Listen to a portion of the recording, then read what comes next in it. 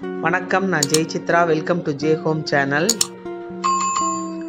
வாழை மரத்தில் பூ, பழம், காய், தண்டு, இலை இந்த மாதிரி எல்லாமே நமக்கு பயன் தரக்கூடியது. எல்லாமே மருத்துவ குணங்கள் நிறைந்தது. அதுலேயும் வாழைப்பூ சக்கரை வியாதி, ரத்த அழுத்தம் இருக்கிறவங்களுக்கெல்லாம் ரொம்ப நல்லது. அதையெல்லாம் அந்த நோயவே போக்கக்கூடியது. இப்போ வாழைப்பூவை எப்படி பொரியலாக பண்ணலாம் அப்படின்னு சொல்லிட்டு இந்த வீடியோவில் நம்ம பார்க்கலாம். பாருங்கள், வாழைப்பூவை நான் இந்த மாதிரி எடுத்து இந்த நாக்கு மாதிரி பகுதியையும் மகரந்தத்தாள் மாதிரி நீட்டிகிட்டு இருக்கும் பார்த்தீங்களா, அந்த பகுதியையும் நான் எடுத்துட்டு சுத்தம் பண்ணி வச்சுருக்கிறேன். இதை பொடுசாக சின்ன சின்னதாக கட் பண்ணி உப்பு கலந்த மோர் தண்ணியில் ஊற வச்சுக்கலாம். இல்லைன்னா அரிசி கழுவின தண்ணியிலையும் போட்டு ஊற வச்சிடலாம். எல்லாமே கட் பண்ணிக்கலாம். பொடுசாக இந்த மாதிரி கட் பண்ணி முடிச்சுட்டு தண்ணியிலேருந்து எடுத்து ஒரு கடாயில் போட்டு வேறு தண்ணி, நல்ல தண்ணியை ஊற்றிட்டு உப்பும் மஞ்சத்தூளும் போட்டு வேக வச்சு எடுத்துக்கலாம். பாருங்கள், நான் தேவையான அளவுக்கு கல் உப்பு போட்டுக்கிறேன், கொஞ்சம் மஞ்சத்தூளும் போட்டுக்கிறேன். இதை நல்லா வேக வச்சு எடுத்துக்கலாம். வேக வச்சு எடுத்து வடிகட்டி போட்டுக்கணும். வேகிறப்பயே இதை நம்ம ஒரு துண்டை எடுத்து வாயில் வச்சு பார்த்தோம்னா இதில் கசப்புத்தன்மை இருக்கான்னு தெரிஞ்சு போயிடும். நிறைய பூக்களில் அந்த மாதிரி சில இதெல்லாம் கலந்துரும், கசப்புத்தன்மை இருக்கிறதா இருக்கும். அப்போ வெந்த பிற்பாடு இந்த மாதிரி நம்ம வாயில் வச்சு பார்த்தோம்னா தெரிஞ்சிடும். இப்போ பூவை வடிகட்டி போட்டுட்டு நல்லா பிழிஞ்சு எடுத்துக்கணும். அதில் நிறைய தண்ணி நிற்கும், பிழிஞ்சிக்கலாம். இப்போ ஒரு அடுப்பில் கடாயை வச்சு ஒரு 2 ஸ்பூன் அளவுக்கு எண்ணெய் விட்டுருக்கிறேன். கடுகு உளுந்து போட்டு தாளிச்சுக்கிறேன். கடுகு பொரிஞ்ச உடனே வெங்காயம், பெரிய வெங்காயம் ஒரு 2 எடுத்து பொடிசாக கட் பண்ணி அதையும் சேர்த்துருக்கிறேன். வெங்காயத்தை நல்லா வதக்கி விட்டுக்கலாம்.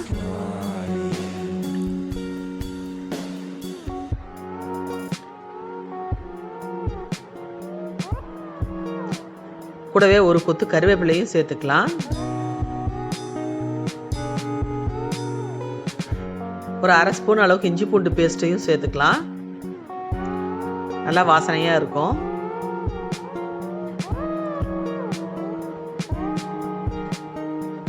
ஒரு சிட்டிக்கு தூள் உப்பு சேர்த்தனோம்னா வெங்காயம் சீக்கிரமாக வதங்கிடும்.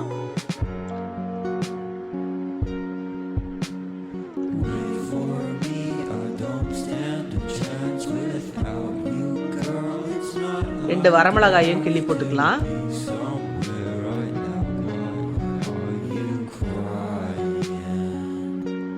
இதையும் சேர்த்து நல்லா வதக்கி விட்டுக்கலாம்.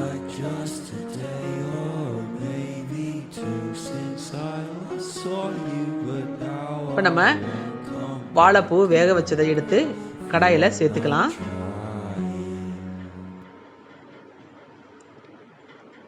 ஏற்கனவே வாழைப்பூ வடை எப்படி சுடுறதுன்னு நான் வீடியோவை போட்டிருக்கேன். அந்த லிங்க்கும் இந்த கமெண்ட் பாக்ஸில் கொடுக்குறேன்.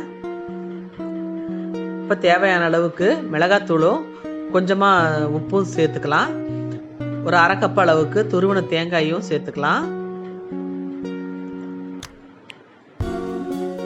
இப்போ எல்லாத்தையும் சேர்த்து நல்லா கிளறி விட்டுக்கலாம்.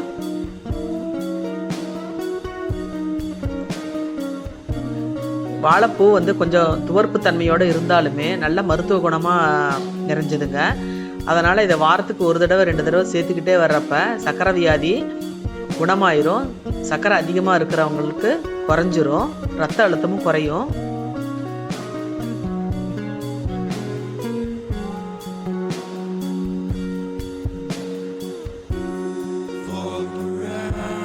பாருங்க, ஒரு 2 நிமிஷம் அளவுக்கு நல்லா வதக்கி எடுத்தாச்சு.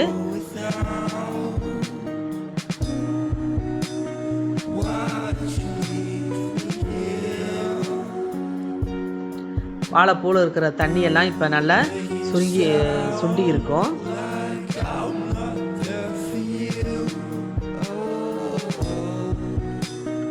இது வெறும் ஒயிட் ரைஸில் போட்டு பிசைஞ்சு சாப்பிட்றதுக்கே சூப்பராக இருக்கும். சாம்பார் சாதம், ரச சாதம் இதுக்கெல்லாம் சைட் டிஷ்ஷாக சாப்பிட்றதுக்கும் அருமையாக இருக்கும். வாழைப்பூ குழம்பு எப்படி வைக்கிறதுன்னு வீடியோ போட்டிருக்குங்க. இதெல்லாம் கீழே டிஸ்கிரிப்ஷன் பாக்ஸில் கொடுக்குறேங்க, செக் பண்ணி பார்த்துக்கோங்க. இது மாதிரி மருத்துவ குணம் நிறைஞ்ச நார்ச்சத்து மிகுந்த காய்கறிகளை அதிகமாக உணவில் சேர்த்துக்கிட்டு வர்றதுனால நம்ம ரொம்ப ஹெல்த்தியாகவே இருக்கலாம். இப்போ வாழைப்பூ பொரியலை சூப்பராக ரெடி ஆகிடுச்சு பாருங்கள். இந்த வீடியோ உங்களுக்கு பிடிச்சிருந்தா லைக் பண்ணுங்கள், ஷேர் பண்ணுங்கள், கமெண்ட் பண்ணுங்கள். ஜே ஹோம் சேனலை சப்ஸ்கிரைப் பண்ணுங்கள். பக்கத்தில் இருக்கிற பெல் ஐக்கானை மறக்காமல் கிளிக் பண்ணுங்கள். வாழ்க வளமுடன்.